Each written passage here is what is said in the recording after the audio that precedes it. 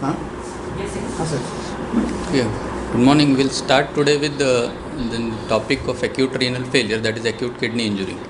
So basically, we'll start initially with the basic renal physiology. As we all know, the structural, the functional unit of kidney is nephron. It basically has the glomerulus and tubules. This will help us in discussing the further things about the acute kidney injury. So the two major components are a glomerulus and a tubules. So we have a proximal tubule, we have a loop of Henle, we have a distal convoluted tubule and a collecting duct. So and there are two types of nephrons, that is the cortical nephrons and the juxtamedullary nephrons. In juxtamedullary nephrons, the glomerulus is near to the medulla. This is the cortex, and this is the outer medulla and inner medulla. The medulla contains only tubules, and the glomerulus are present only in the cortex. So, as we all know, kidney receives around 20% of the cardiac output, and the vascular supplies starts from the renal arteries. It becomes interlobar, arcuate arteries, then it becomes smaller and becomes interlobular arteries, and then comes the afferent arterioles, which is there in the glomerulus, where the blood will come, filtration will occur, and these glomerular capillaries will again reform to form the efferent arterioles, and there will again be something called as peritubular capillaries. So this is the actual vascular supply of the renal of the kidney. So basically, whenever we discuss about the function of the kidney, we tend to discuss something called as glomerular filtration rate. So what is this glomerular filtration rate? It is basically, it depends upon the hydrostatic and the oncotic pressure. Hydrostatic means the one which forces out, and the oncotic pressure which keeps retain the fluid in the intravascular space. So hydrostatic pressure is usually higher in the glomerulus than within the tubules, forcing the filtrate out of the capillary bed into the tubules. So whenever the blood comes into the glomerular capillaries, what will happen? This hydrostatic pressure, that is the pressure which will exert pressure and produce the filtrate, will exert pressure and it will excrete the waste products. Oncotic pressure is the pressure which is generated by the proteins which helps to retain fluid in the intravascular space. So normal GFR is around, in Indian setting, it is around 180 to 100 ml per minute per 1.72 meter squares. So now we will discuss the topic, that is acute renal failure. So what is an acute renal failure? It is, or acute kidney injury nowadays, which is called as, it is basically an abrupt decline in the glomerular and tubular function. So the word important is an abrupt. So we have a counterpart of acute renal failure as a chronic kidney disease. Acute renal failure, there should be an abrupt decline in the glomerular and the tubular function, resulting in the failure of the kidneys to excrete the nitrogenous waste products and to maintain the fluid and electrolyte homeostasis. So there is an impairment of the kidney function which should be acute. So that is called as acute renal failure. And there will be a sudden reduction in glomerular filtration rate, is expressed clinically as the elevated blood urea nitrogen and creatinine. So how do you define basically the acute kidney injury? There are multiple criteria which have been used to stage and to define the acute kidney injury. So there was this rifle criteria which used to be used previously. Then we had Akin criteria, and then we have another now that is called as KDIGO criteria. So the easiest one are usually the Akin criteria, where there are 3 stages. So when do we say that the patient has developed acute kidney injury? It is basically depending on the creatinine and the urine output. So if suppose you have a patient who had a creatinine say 1.2 milligram per deciliter, say about 48 hours now, 48 hours back, and now it is 1.5 or 1.6 milligram per deciliter, that is more than 0.3 milligram deciliter increase, is called as acute kidney injury. Or there should be an increase in the creatinine by more than 1.5 times of the previous level. So this is the stage 1, and this is the definition of acute kidney injury. Or there should be, sometimes you may find that the creatinine has not much raised, but the urine output, if it is less than 0.5 ml per kg per hour, that is for more than 6 hours, 0.5 ml per kg per hour, it should be less than that, and that should persist for at least 6 hours to call it an acute kidney injury. So there are two criteria for labeling any patients with acute kidney injury, that is the creatinine criteria and the urine output criteria, and this has been persistent with all types of classification. Only in the different classification, in every classification they will add something else. So the Akin was universally accepted, and in the stage 1 we have more than 0.3 milligram per deciliter. In stage 2 the creatinine increases by more than 2, or the urine output persistently low by around 12 hours. In stage 3 the creatinine has increased by 3 times of normal, or if it is more than 4 milligram per deciliter, it comes in the stage 3. And any patient who goes on to require hemodialysis have met the criteria of the stage 3. Again, urine output criteria for stage 3 would be less than 0.3 ml per kg per hour for 24 hours, or patient becomes anuric. Anuric means the urine output is less than 50 ml for more than 12 hours. Less than 50 ml in 24 hours. So that is anuria. So patient remains anuric for more than 12 hours, or if the patient's urine output goes to less than 0.3 ml per kg per hour for more than 24 hours. So these are the various criteria which can be used for classifying staging basically of acute kidney injury. And why this staging is to grade the prognosis also. Stage 3, as we all know, stage 1, 2, 3, as the patient progresses, that means the severity of acute kidney injury has increased, and when the patient requires hemodialysis, he is already in the stage 3. So many a times you find a patient who directly comes to you with the creatinine say 8, 9, and that time he is already in stage 3 and he requires hemodialysis. So why we want to discuss acute kidney injury? Because it is associated with significant mortality, around 10 to 15% depending on the settings and risk factors. In ICU mortality, if you see ARF, it is 43 to 88%. And the factor which increases the mortality in ICU setting is the multi-organ failure. Many times you will have renal, liver, cardiac, all this come together, and that times the mortality rate increases. And what are the risk factor for developing AKI is basically the age, diabetes, the baseline chronic kidney disease, LV dysfunction.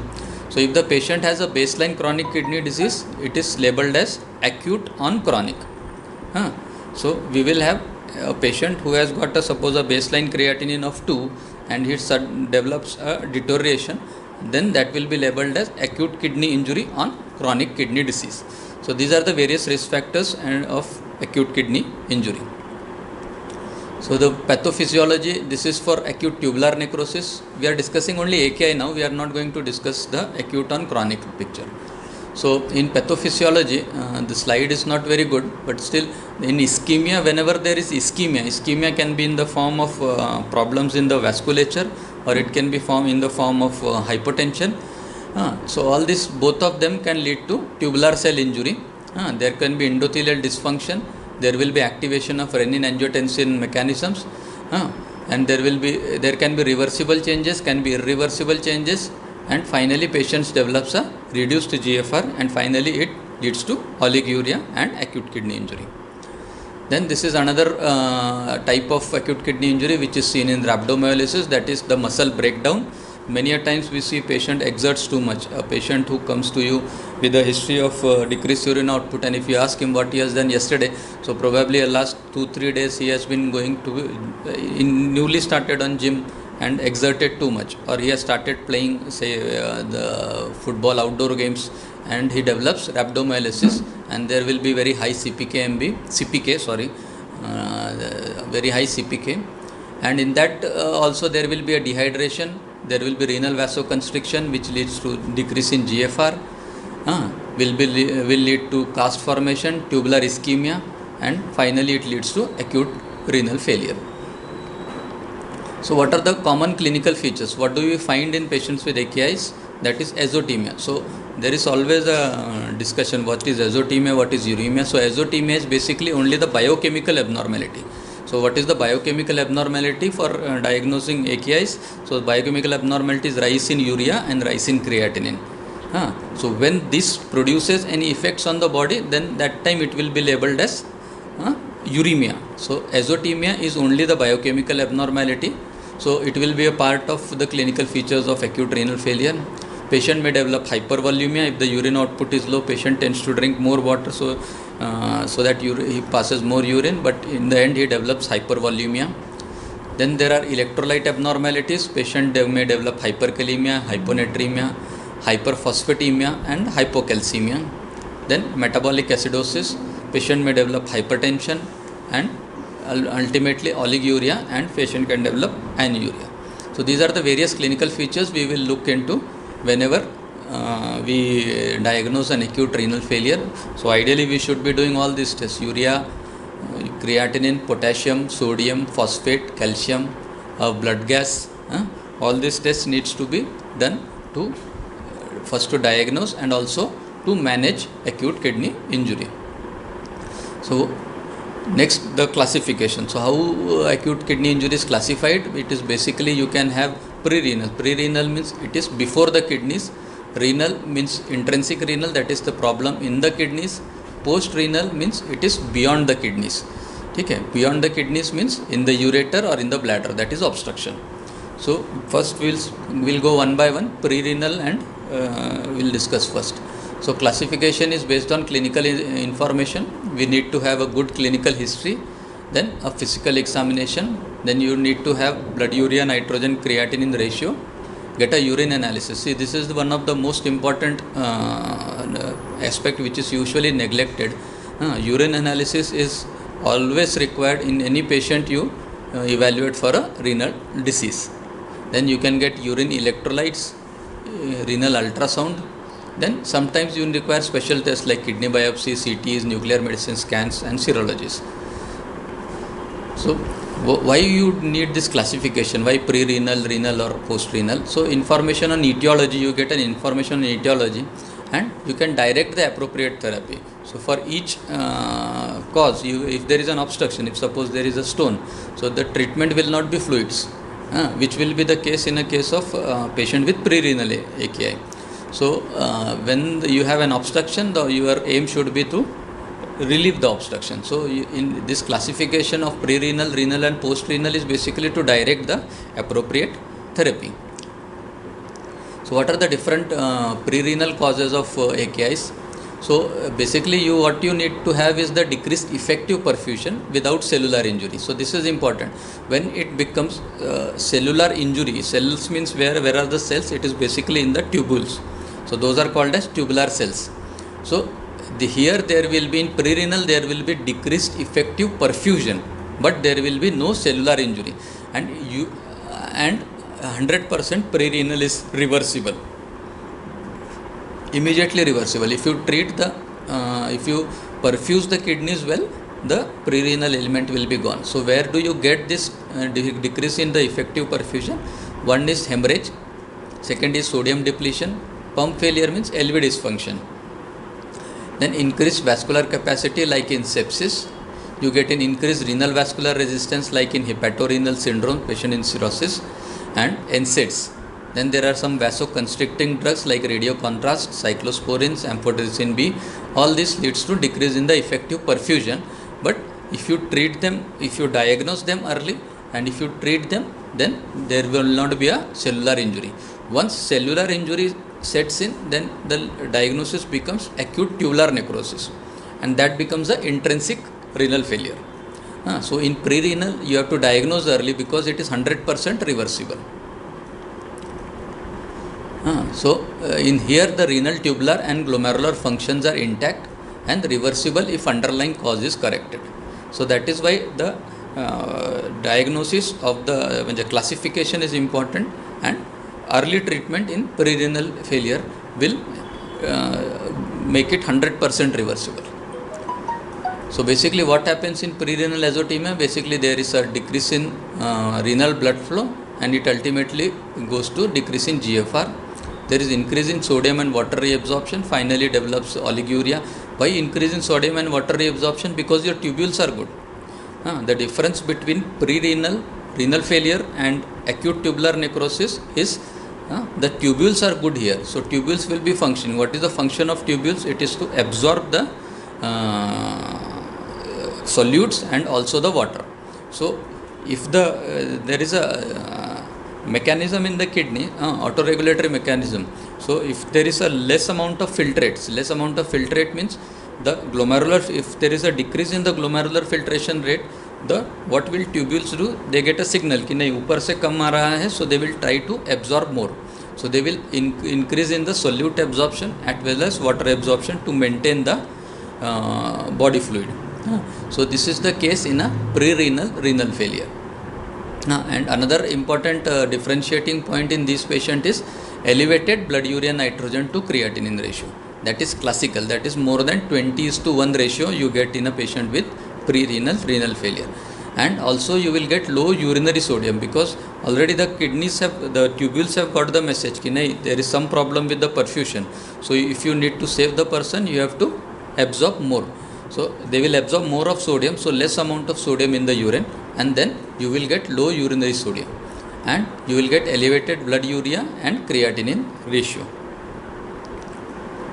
So what history you will ask for? You will ask for whether there is a history of any blood or volume loss, any gastroenteritis, vomitings, any cardiac failure, any history suggestive of sepsis, exposure to drugs like radio contrast, NSAIDs. This statement is important. As we are discussing, sustained pre-renal azotemia is the main factor that predisposes patient to ischemia-induced acute tubular necrosis. So, if there is a sustained pre-renal azotemia, if you don't treat the pre-renal azotemia early, then it finally predisposes to acute tubular necrosis. So, this is a classical for pre-renal failure. What in physical examination you will look for is the focus on the volume status. So what volume status? You will look for the neck veins, you will auscultate the heart, you will auscultate the lungs, look for the mucous membrane, whether there is a sign of hypovolemia. Also look for edema. Okay? Look for vital sign, whether there is any tachycardia, whether there is any hypotension. All these favors a pre-renal failure. And immediately correct those factors. If you get the signs ki there is a dry tongue, history of gastroenteritis, blood pressure is around 60-80, so immediately you can start fluids, and probably you will save him for further problems and going into acute tubular necrosis. So laboratory studies which we can do in these patients is blood urea nitrogen to creatinine ratio, that is usually more than 20:1, and you will get unremarkable urinary sediments. There will be high specific gravity, urine routine will be normal. You may see a hyaline cast, and urine dipstick test will be there, it will not show any proteins or blood.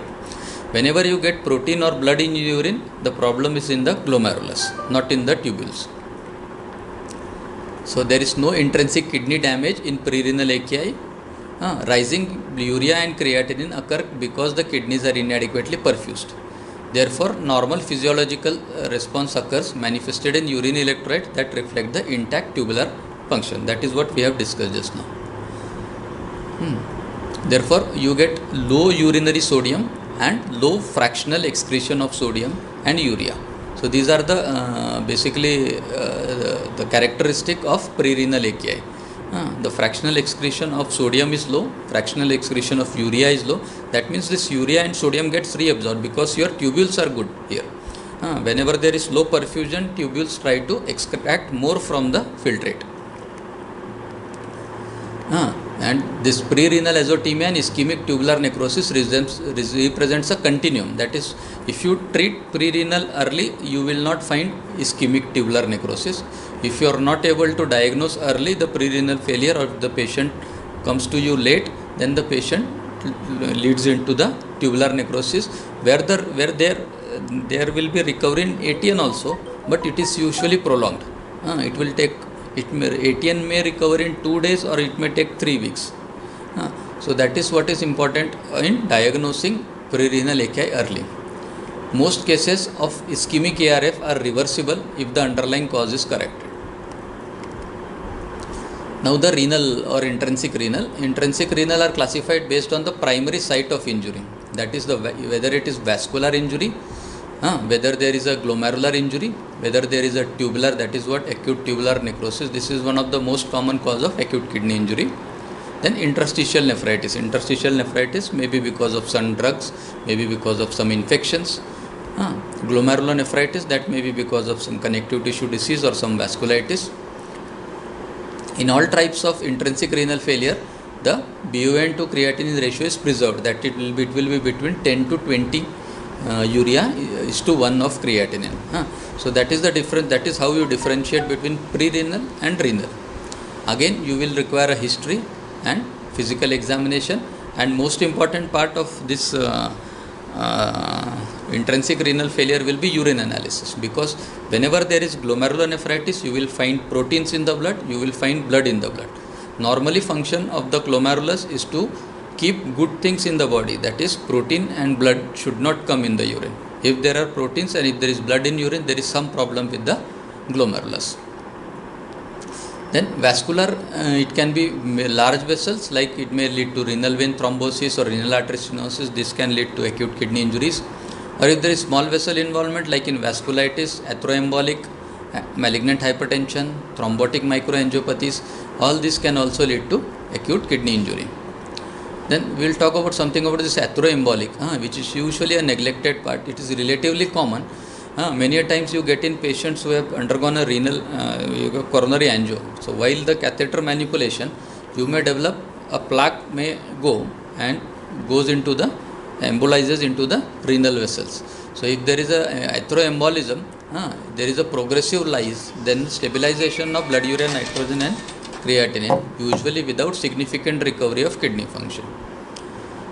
You will see a cholesterol curve clefts occasionally on the kidney biopsy, but many a times this is not required, because the diagnosis, because whenever you get a history, the patient will have a history of catheter manipulation, and then there is a embolization.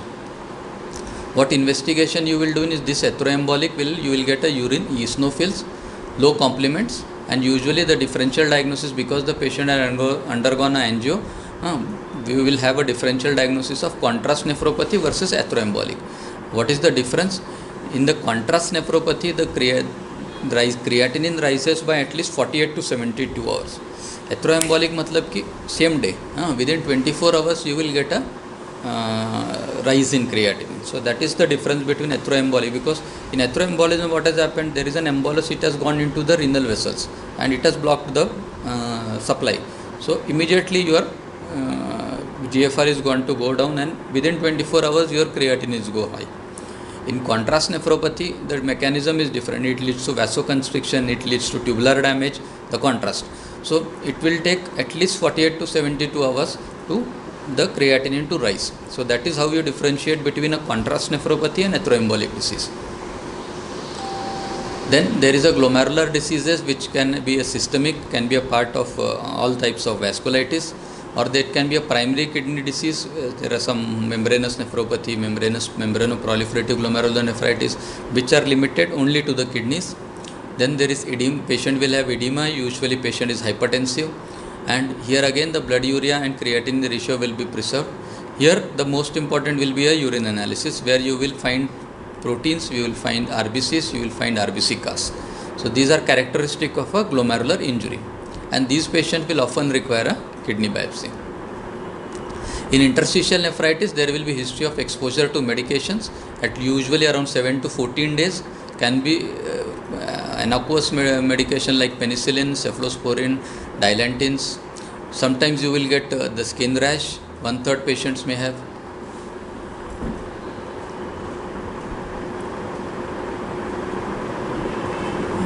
One-third patient may have fever, arthralgia. Again here urine analysis, we will get a WBC Cas and eosinophils. It is the most common type of hospital acquired AKIs, maybe ischemic or nephrotoxic in etiology. Most common ATN is ischemic, most often due to prolonged pre-renal state, as we have already discussed. So ATN is basically one of the most common cause of acute kidney injury in hospital settings. It leads to prolonged pre-renal state. There is an exposure to nephrotoxins, aminoglycosides, ethylene glycols, pigments. There you have to look for volume status in the physical examination, because sometimes these people require hemodialysis. Again, proteins will be negative. You can have dirty brown cast. These are characteristic of acute tubular necrosis. The renal tubular epithelial cells may be present, and in urinary chemistry, as the tubules are damaged, now the sodium will be excreted, hence urine sodium will be more than 40. So fractional excretion of sodium will be more than 2%, urea also will be more than 40%. So these are various. Then there can be nephrotoxic because of endogenous toxins like heme pigments or myeloma toxins. It can be exogenous from antibiotics, heavy metals, poisons. So this leads to the tubular damage. Then interstitial nephritis can be because of drugs, can be because of infections, can be because of diseases like sarcoids. Again, fever, rash, arthralgia, eosinophilia. Urine analysis can be shown, they have eosinophiluria. So this is characteristic of interstitial nephritis. Interstitial nephritis means usually is the allergic reaction to the drugs. So contrast nephropathy, it is less than 1% of patient with normal patient develops contrast nephropathy. Increases significantly with renal insufficiency. That is why whenever there is a renal insufficiency already there, we try to avoid contrast. The other risk factors can be diabetes, myelomas, high osmolar contrast medium use. Usually it takes 24 to 48 hours after exposure, and it duration up to 5 to 7 days. Many a times there will be non-oliguric. 1 to 3% requires dialysis. There will be low fractional excretion of sodium. So what should be done? It will require pre-procedure. If there is a chance of contrast nephropathy, always hydrate the patient, always give N-acetylcysteine, always try to use low osmolar contrast media, and try to use minimal amount of contrast, and you always weigh the risk versus benefit. How much benefit is there after giving contrast and how much risk is there of a contrast nephropathy. Then post-renal can be from drugs like acyclovir, or it can be ureteric stones, clots, tumors, papillary necrosis, or even bladder outlet obstruction with benign prostatic hypertrophy, or there can be urethral stricture. So the treatment of post-renal is always correct the obstruction. Whenever there is elevated pressure, it leads to parenchymal destruction, and many a times this acute kidney injury doesn't remain to be acute kidney injury, and patient go on to develop a chronic kidney disease. So whenever you have a post-renal AKIs, the most important this thing would be an ultrasound, where you will find a hydronephrosis and try to localize where the obstruction is there. If there is a bladder outlet obstruction, even a simple Foley's will help you. Or if there is a ureteric obstruction, then you have to call into a urosurgeon and put in a DJ stents to relieve the obstructions. Okay. So these are the various. Then in acute renal failure, hence we know that a history and physical examination is important. You need to have CBC, creatinines, electrolytes, then urinary sediments, then urine volume, electrolytes you need to get, ultrasounds. So always, if there is a bland urine sediments, it will be pre-renal urinary outlet obstruction. If you get an RBC cast, it is either a glomerulonephritis or small vessel vasculitis.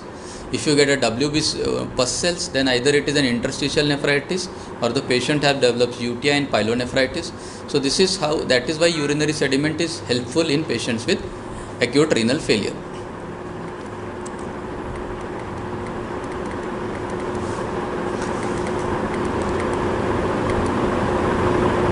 So how do you prevent? Recognize patient at risk like post-operative states, cardiac surgery, septic shock.